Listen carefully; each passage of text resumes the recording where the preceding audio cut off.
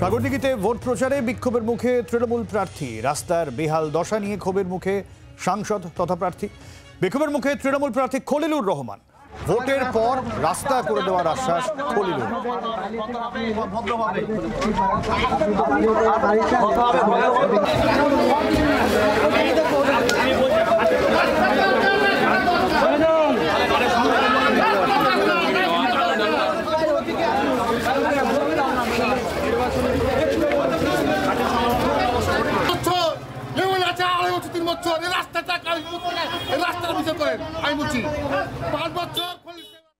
যে রাস্তার বিষয় নিয়ে আপনাদের সামনে তুলে ধরেছি, আমি একজন জনপ্রতিনিধি হয়ে আমি বলছি এই রাস্তাটা হওয়া উচিত ছিল।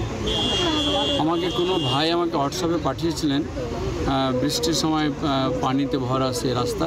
আমি দেখে আমি নিজেই একটু মর্মাহত হয়েছিলাম। আমি কাবিলপুরবাসীকে আমি কথা দিয়ে আসলাম যে ইলেকশন শেষ হওয়ার পরে আমার প্রথম কাজ হবে এই কাবিলপুরে রাস্তাটাকে করে দেওয়া। বাংলার আওয়াজ, বাঙালির আবেগ, জি 24 ঘন্টা।